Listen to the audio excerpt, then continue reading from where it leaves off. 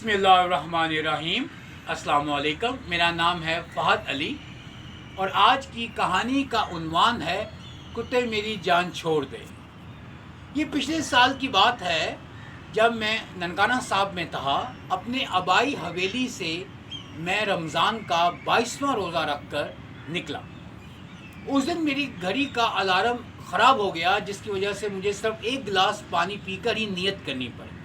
جب میں D P S چوک میں آیا تو 4 کتے پتہ نہیں کہاں سے میرے پیچھے پڑ گئے۔ مجھے آخر بھاگنا ہی پڑا۔ ان کے اور میرے درمیان فاصلہ کم ہو رہا تھا۔ آخر میں ہمت ہار گیا۔ میں رکا۔ میں نے اپنی انگوٹھی والی جوتی جو بغلوں میں دبا رکھی تھی اس میں سے ایک چپل کتے کے منہ پہ ماری۔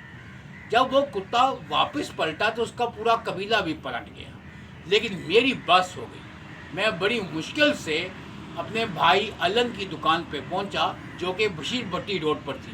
میں نے شٹر اوپر کیا، کرسی باہر نکالی اور بیٹھ گیا۔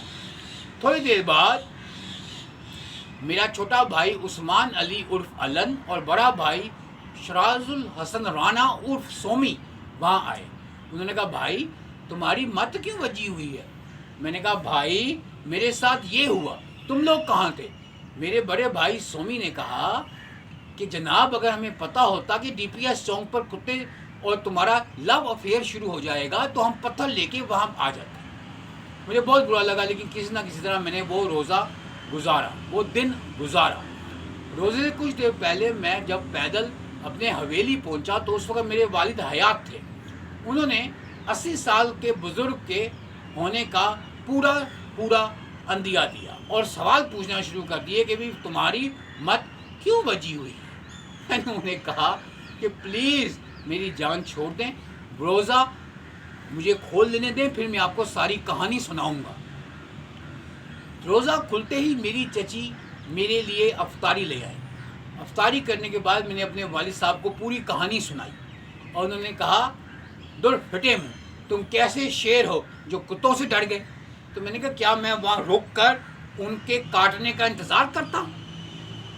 انہوں نے کہا چلو کوئی بات نہیں، تمہیں کوئی چوٹ تو نہیں آئی؟ میں نے کہا نہیں کوئی چوٹ نہیں آئی۔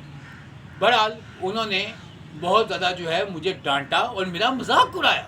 بہرحال میں تھکا ہوا تھا، جلدی سو گیا۔ تھوڑی دیر بعد مجھے محسوس ہوا کہ جیسے میرا کوئی ماتھا چوم رہا ہے۔ جب میں نے اپنی آنکھیں ہلکی سی کھولیں تو میرا باپ میرا ماتھا چوم رہا تھا۔ میرے باپ کے علاوہ میرا کوئی نہیں تھا۔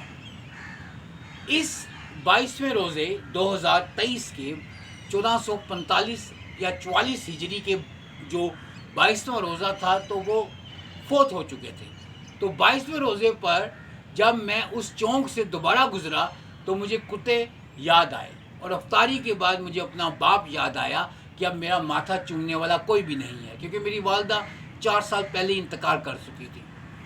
کچھ چھوٹے چھوٹے واقعات سے آپ کو اپنی ماضی کے واقعات یاد آتے ہیں۔